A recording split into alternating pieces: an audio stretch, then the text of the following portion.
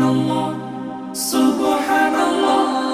সফর সফর শহর শহর রোজানা রোজানা সময় কখন কোথায় দাঁড়ায় অজানা অজানা।